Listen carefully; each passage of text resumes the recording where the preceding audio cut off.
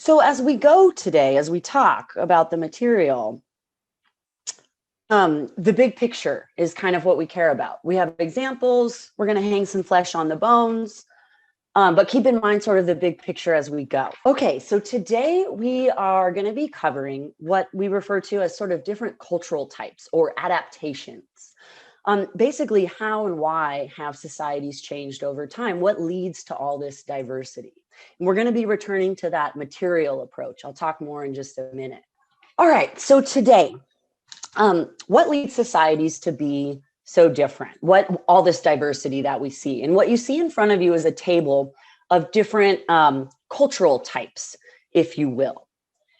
And so we're taking a materialist focus today. Recall the material and the interpretive approach. They're sort of opposite, contrasting, ultimately complementary. So materialist anthropologists hold that culture is an adaptation. A lot of what you see in social organization and customs, even worldview, reflects people successfully adapting to that environment. So remember, culture is useful. It helps us survive. It helps us put food in our mouths, reproduce, cooperate with our community members so that we can get stuff done. It's useful. So what's culture? When we say that today, it includes both the technical means to make a living. So sort of what's the technology? What are the tools? How do people exploit resources in their environment? Is it with digging sticks? Is it with machinery? What's that look like? And also the basic relationships that make technical things possible. So systems of cooperation, who works with who? How does the society exchange goods and services? Is it on the market like we do here in the West? Market exchange is actually relatively recent from this perspective of human existence. We'll talk more after the exam on that. Or is it more sort of informal through sharing, through reciprocity? What does that look like? How do people organize and cooperate? Do they have laws? Is it formal, informal? And so all of this, sort of the technology, the social organization comes together to equal the economy of a particular people, the productive system. When I say economy, what is the first thing that most of us think of?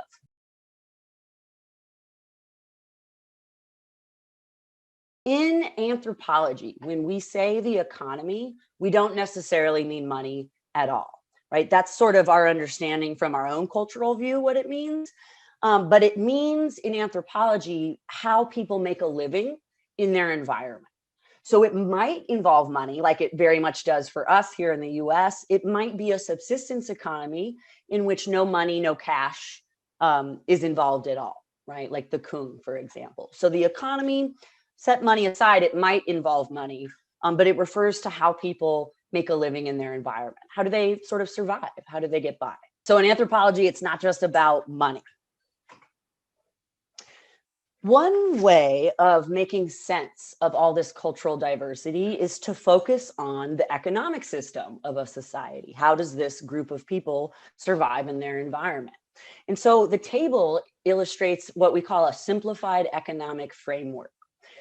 Simplified because we're sort of focusing in on livelihood mode, subsistence, economy, and using that as our main point of analysis. So you have here 5 different cultural types or adaptations that we've lumped human cultures into. With all typologies, right, we postulate these sort of sharp distinctions. In reality, not every society fits neatly inside each one, and we'll talk about that. So you have foragers, hunter-gatherers have been around all of human existence. It's a very successful adaptation. It's allowed us to colonize pretty much every area on the globe. Horticulturalists, which is sort of, you can think of as gardening. Horticulturalists, anthropologists aren't quite sure when this adaptation started. It's probably been around a while, but there's no sort of specific date on that. Pastoralism, which is when people subsist off herd animals, pops up around the same time as farming.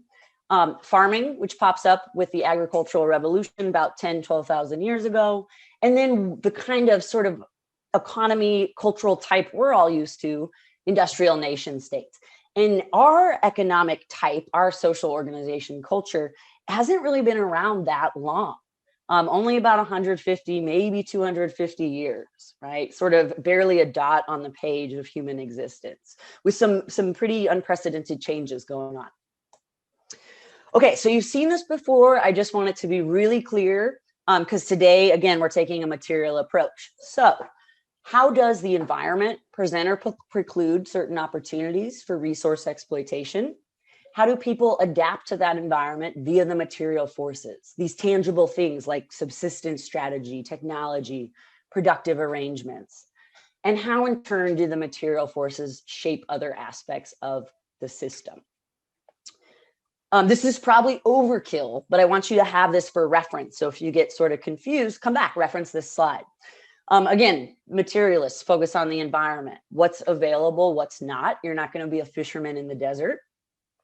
And they would say that the prime driver, the prime factor shaping different societies is how humans interact with their environment. How do they make a living, exploit resources, adapt to that environment? And that's what sort of shapes and drives the rest of the system. Humans adapt to the environment via the material forces, right? Their subsistence strategy, whether they sort of hunt and gather, do they garden? Do they work in the wage economy like us? Technology and also the relations of production, meaning, is everyone involved in food procurement? Like among the Kung, right? Everyone pretty much hunts and gathers. Or is it more like our system, really a small handful of people control sort of the means of productions, the companies, the land, the factories that we all sort of work for?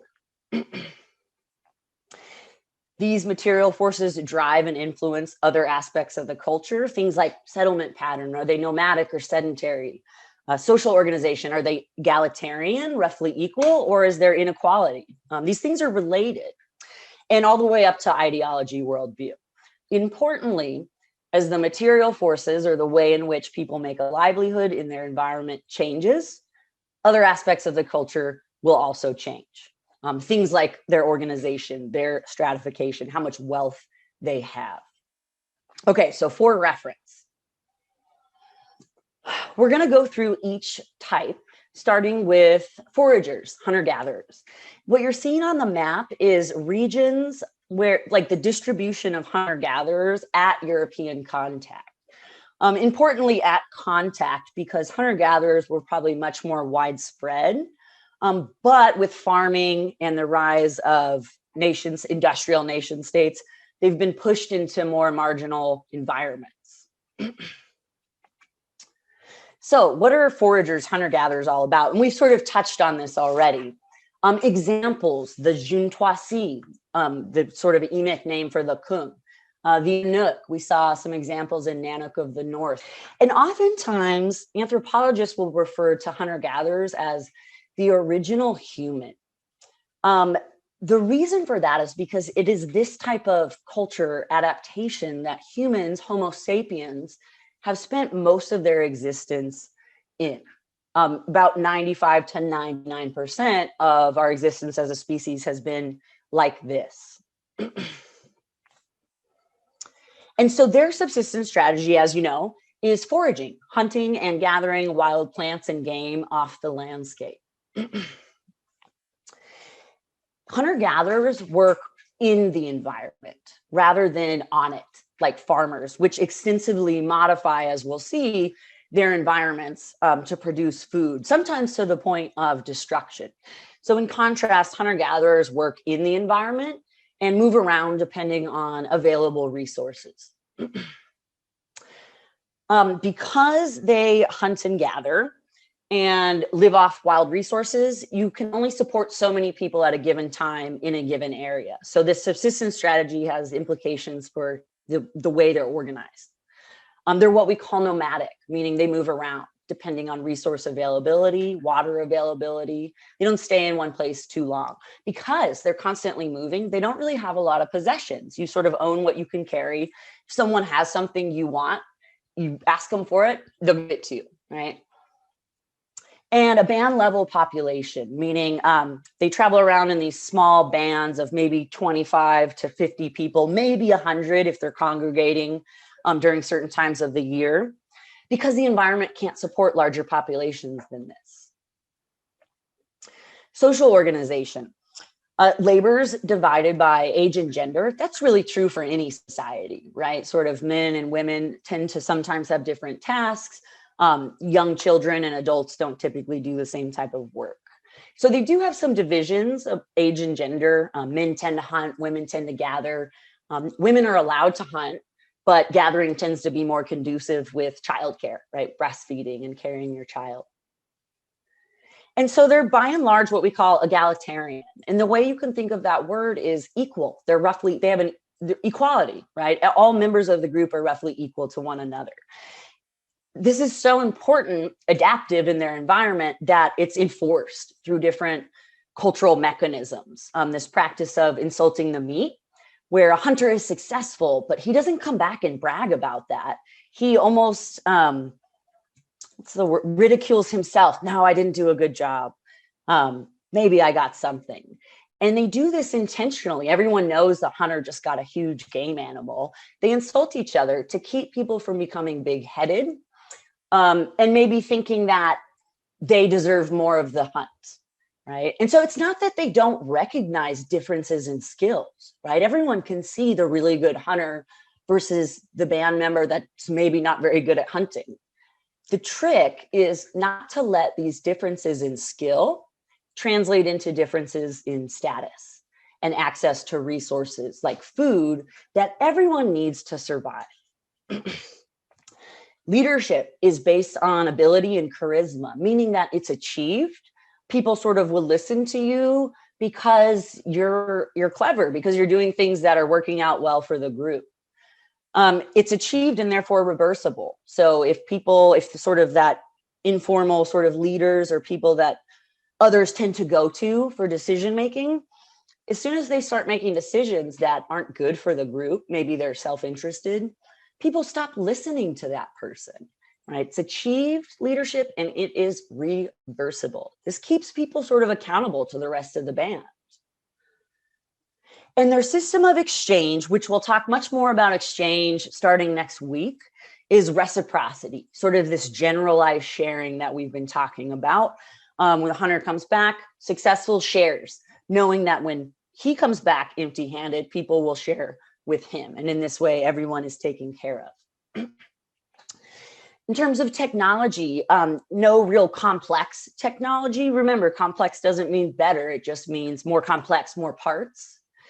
So technologically simple, but very, very skillful, right? You've been reading about the kung and the sort of poison dart arrows that they make. We saw a little bit from Nanook of the North of the way the Inuk hunt marine life under the sea ice. So very, very skillful, deep ecological knowledge of their environments. That brings us to horticulturalists. Here's the distribution of horticulturalists at European contact. And note sort of different regions in hunter-gatherers, sort of tropical, semi-tropical, not entirely. There's some sort of more northern and southern areas as well. And so what characterizes this subsistence type or cultural adaptation? Horticulture, sort of gardening, if you will, represents the start of domestication. So domestication, sort of the intentional planting and cultivation of different plants or crops. Examples of horticulturalist groups, the Yanomamo of South America, of the Amazon, we'll talk about them later in the class. The Yaquana, also from similar regions. The Apache, Navajo, sort of North American groups. Morovo Lagoon, a lot of Solomon Islanders practice horticulture, sort of gardening as well. And so they subsist on plants that they grow, on gardening essentially. One thing, one consequence of this is you start to get a little bit more of a permanent food supply, right? Because you're kind of modifying the land, you're intentionally planting it, you're caring for it, and you've sort of converted that area of land into more edible products, right? Because you're intentionally working on the land. They usually supplement gardening, horticulture with protein, with either hunting or fishing, depending on the group we're talking about. And one really well-known main way that horticulture is practiced is something called slash and burn cultivation, or swidden or shifting cultivation, all somewhat synonymous for our purposes. So slash and burn, what that entails is you chop, let's just say an acre of land. So you chop that down, all the vegetation, and then burn it. And then incorporate the ash from the burnt vegetation into the soil. This does several things. What it does primarily is it makes the soil more fertile so that you can grow crops in it. It puts valuable nutrients back in. It raises the pH, makes it less acidic. It puts a bunch of carbon, phosphorus, other critical limiting nutrients in plant growth back into the soil. Then you sort of plant your crops. You grow for maybe a harvest or two on this sort of fertile soil that you've created. And then after a few harvests, you've depleted the fertility that you've added into that soil through slashing and burning that plot. And so you move on. You move on to a new plot that you slash and burn. And eventually, you might come back to an old plot, but not for 10, maybe 20 years until the forest has sort of regrown so that it can be slashed and burned again to put fertility back into the soil so you can actually grow crops on it. So it requires kind of a lot of land, and you can support higher numbers than you can with hunting and gathering, but not nearly as high of numbers as you can with farming. This more permanent food supply has implications for the rest of the way the culture is organized. Now people that are gardening, they're no longer fully nomadic. They become semi-nomadic, more sedentary. Sedentary meaning staying in the same place because they're working the land, they're providing for themselves sort of in that same place. So they don't need to move around as often to find available resources. They're producing for themselves in one area. This also allows for population growth. So you have a little bit more permanent food supply. You're not moving around as much. You can support a higher number of people in that same given area of land than you can with hunting and gathering. So we start to see communities, villages of up to hundreds, maybe 500 people. Sometimes this is referred to as the sort of the tribal level. So you might hear it talked about like that. Social organization. They are still divided, works divided in terms of age and gender. They're largely egalitarian, meaning group members are roughly equal to each other, but we start to see some stratification, especially gender stratification, meaning stratification kind of referring to inequality, right? We live in a stratified society in the US, sort of low, middle class, upper class, whatever. And so they're still, roughly equal, but there's starts to be a little bit of inequality with males having the edge over females. Your book sort of talks about a few reasons why that might be. And they also start to get a little bit more defined leadership. It's still achieved, so you still earn your position by doing things that are good for everyone, right? That are helpful. It's called a sort of a head man or a big man. And so it's achieved a little more formal. People sort of come to the head man or the big man if they have a problem or they're trying to figure out, where to move the group or where to cut down the next plot. But it's still reversible, right? So if that sort of leader starts doing things that aren't good for the group, then people will stop listening, right? Still reversible. They're accountable to the rest of the population. Leadership still based off ability and charisma, still reversible. Couple of key changes happen with horticulture in contrast to foraging. One is you start getting more definite rights over land and other property. Because people are working the land, investing their time and energy into creating fertile soil, growing those plants, they expect a return on it. And so it becomes a little more defined rights. So this is sort of mine, and no, you can't just come and use it, if you will. And also not just land, but other property, because they're sedentary, they're not moving around as much, they can start to accumulate more possessions or wealth, if you will. System of exchange. Again, don't worry too much about exchange because we're going to dig into that after the test. Still reciprocity, still generalized sharing, but we also start to see a little bit of what's called redistribution. we practice redistribution in the US, taxes, right? Everyone sort of contributes to a common pool. It's reallocated back out to the group.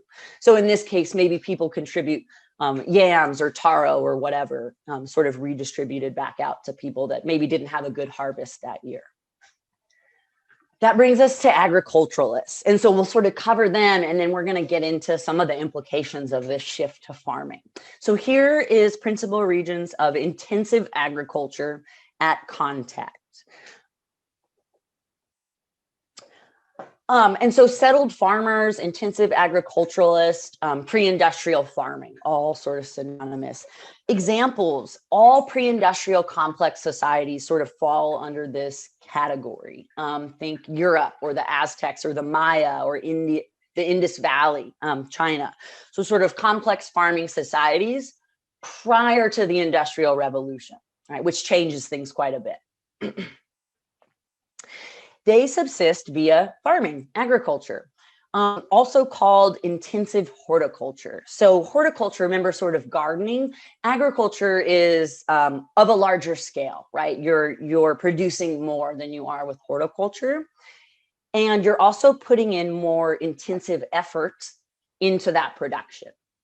Right, so remember with horticulture, they would sort of slash and burn a field, grow for a few harvests, and then move on to a new plot. Eventually, actually, in horticulture, you sort of have used up all the plots near your village. And maybe after 10 years, you just move the whole village site, right? So that they still do move once in a while. Farming, people become completely sedentary. Intensive agriculture, meaning you're intensifying your efforts on that piece of land to squeeze a few more crops out, a little more productivity out. So, for example, like on the picture on the top that's something called, it's from the Aztecs. They had these fields called chinampas. And so basically picture like a swampy marsh area. You can't grow crops in that. And what they would do is they would mound up the soil in these raised fields in the swamp and then grow their crops on these raised mounds. You also have fish and ducks that sort of live in the canals around the raised fields. They eat pests. They defecate into the water, which adds fertility to the soil. So really, really productive system. But again, intensive meaning they're not just sort of throwing a few seeds out, they're putting more effort in through terracing or irrigation or swamp land reclamation to make that land productive. That's what we mean by the intensive part.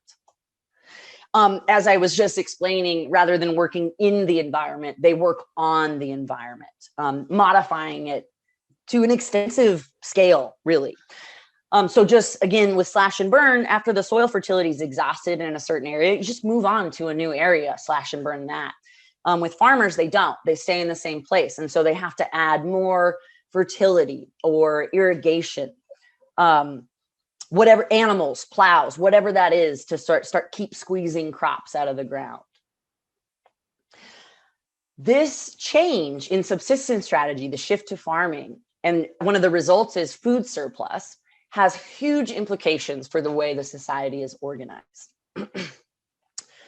People become sedentary at this point. They're no longer nomadic, moving around. There's no reason to. You're growing your food in that place. You're going to stay in that place. Because they're no longer moving around, they have a more permanent, larger food supply. You start seeing huge increases in population size, into the thousands, even tens of thousands, sometimes even higher. This is really when we start seeing the first sort of cities or civilizations, complex societies, if you will, emerge. Interestingly, the root of all the changes that I'm about to talk about with farming, it all stems from agricultural surplus. So in hunting and gathering, the kung, everyone's involved, right? You might not go hunting every day, but you're hunting at some point. Same with gathering. Everyone's procuring food. Not true with farmers. With farming, you only need a proportion of the population farming to produce enough food to feed everyone. For example, in the US, like one farmer feeds another 125 people, right? 2% of our population actually farms, but feeds all of us plus other places around the world. And so this frees other people up, those that are not farming, because you don't need everyone farming. It frees people up to do other stuff and to start to what we call specialize.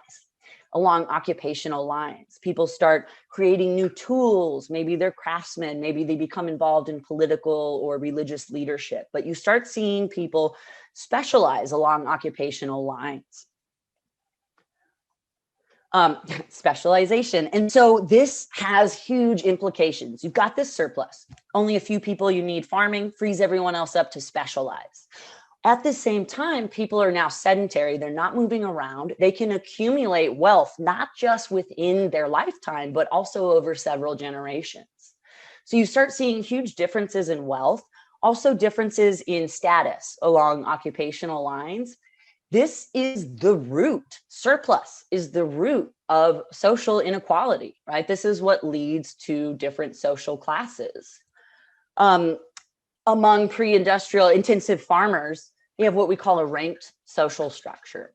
And so your position in society, your rank is basically inherited. You're sort of born a peasant, you stay a peasant.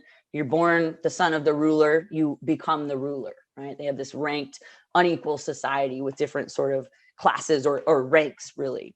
The difference between kind of a rank and a class, rank, you can't move in or out of it. That's you inherit it and that's it.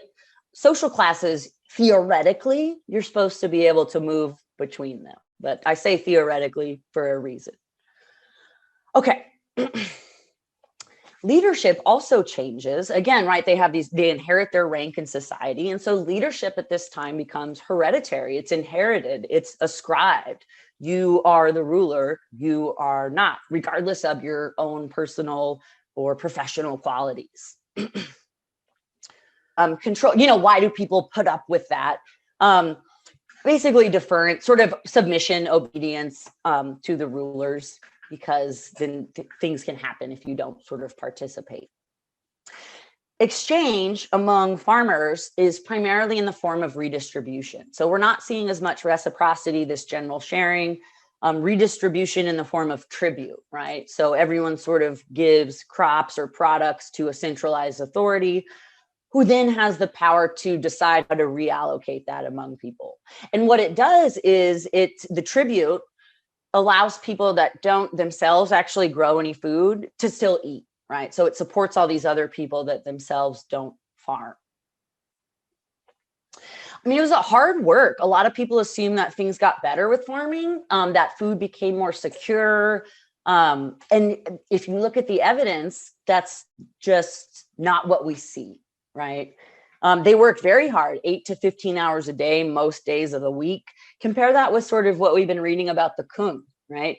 They work, 3 days a week, something like that. The rest is sort of leisure time, spending time with friends and family and all that other shit, that makes us feel good and contributes to our well-being. Okay, so quick polling question, just from what we've read, what we've been learning about in class so far. And it's just an opinion question, so answer any way that you like. It's all anonymous. Do you think people are much better off and more happy in societies like our own today compared to small-scale societies like the Kung?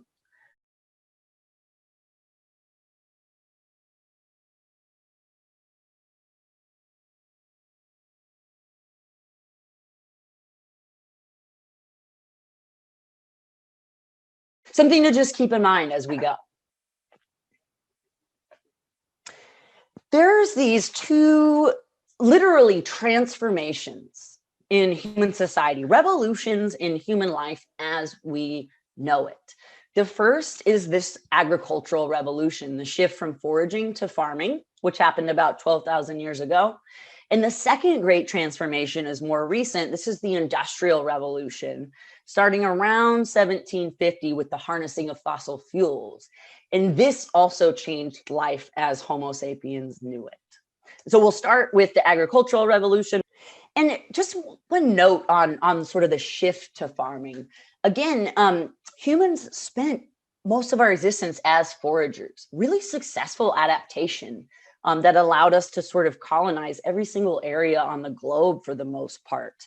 And they have what we call foragers, subsistence affluence, meaning not affluent with money or material goods, but affluent, wealthy in the sense of their well-being, right? That they all have access to resources, a good diet, leisure time, right?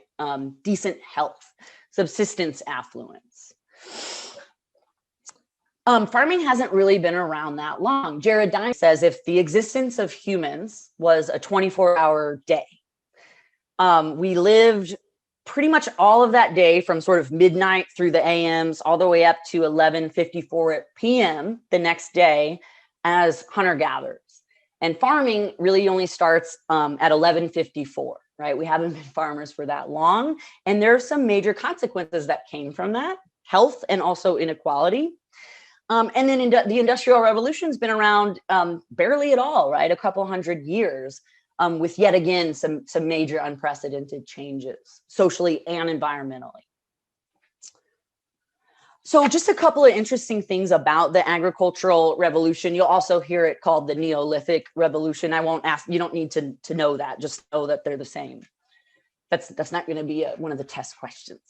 It started about 12,000 years ago in a lot of places around the world. And it represents the transition from hunting and gathering to agriculture. Before this, for over 200,000 years, and really closer to like 2 million, we're not that much different from our hominin ancestors, humans lived as foragers. When farming started, it coincided with the first major world population explosion, a bunch of growth. So prior to this, for hundreds of thousands, even millions of years, hunter-gatherers traveling around in scattered bands, maybe a few million people around the globe for this entire time. With the start of farming, within just a few thousand years, the population rose to 150 million. A couple of other interesting things. The shift to farming took place quickly and in varied environments. So sort of all sorts of different climates. And it occurred independently in these regions. Meaning that one place didn't sort of figure it out and then the idea spread via cultural diffusion to other areas. I mean, people in different areas were independently innovating, coming up with shifting to farming, independent of one another. So the Diamond article, Jared Diamond, The Worst Mistake in Human History, is about this switch to farming. Why? And so he gives sort of two main views. The progressivist view and the revisionist view. So the progressivist view is the sort of the mainstream idea that many of us have probably heard, or it's at least implicit, that the shift to farming was good. To ask why is a stupid question, the progressivists would say. It represented progress. That's one way you can keep the word straight. Things got better, they got easier. Foragers were no longer sort of on the edge of the mercy of the environment, the edge of survival and starvation. They knew where their next meal was coming from, and it was easier, it was less work. That's what the progressivists would say. How do you actually prove that life got better with the shift to farming? You look at the evidence. And so if you look at the archaeological evidence, which we can do, we can tell, we can date the shift from when people were foraging and shift to farming. The evidence shows things got much worse in terms of health, disease, well-being, equality, or lack thereof. A few people might have benefited, but for most of us, things got much, much worse. This is the revisionist view, right? A revision of this idea that it was progress.